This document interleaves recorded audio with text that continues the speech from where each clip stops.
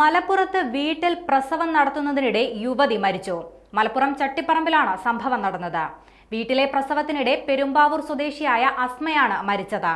യുവതിയുടെ 5ാമത്തെ പ്രസവം നടക്കുന്നതിനിടെയാണ് മരണം സംഭവിച്ചത്.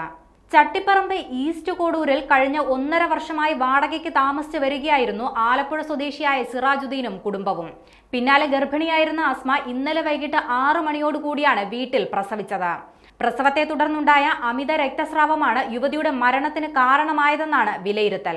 പ്രസവവേദന ഉണ്ടായിട്ടും സിറാജുദ്ദീൻ അസ്മയെ ആശുപത്രിയിൽ കൊണ്ടുപോയിരുന്നില്ല. പ്രസവത്തിൽ അസ്മ മരിച്ചതിന് പിന്നാലെ ആരെയും അറിയിക്കാതെ രാത്രി തന്നെ ആംബുലൻസ് വിളിച്ച് മൃതദേഹവും നവജാത ശിശുവുമായി സിറാജുദ്ദീൻ പെരുമ്പാവൂരിലേക്ക് പോവുകയായിരുന്നു.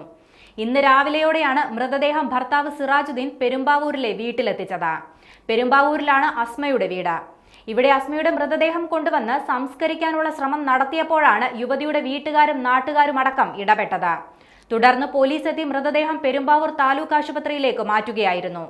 അതേസമയം കുഞ്ഞ് പെരുമ്പാവൂരിലെ സ്വകാര്യ ആശുപത്രിയിൽ ചികിത്സയിൽ കഴിയുകയാണ്. മരണശേഷം മറ്റാരെയും അറിയിക്കാതെയാണ് ഭർത്താവ് സിറാജുദ്ദീൻ അസ്മയുടെ വീട്ടിലേക്ക് മൃതദേഹം കൊണ്ടുപോയത്.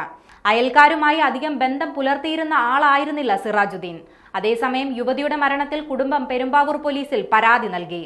പ്രസവവേദന ഉണ്ടായിട്ടും അസ്മയെ ആശുപത്രിയിലേക്ക് കൊണ്ടുപോകാൻ സിറാജുദ്ദീൻ തയ്യാറായില്ലെന്നാണ് യുവതിയുടെ വീട്ടുകാർ ആരോപിക്കുന്നത്.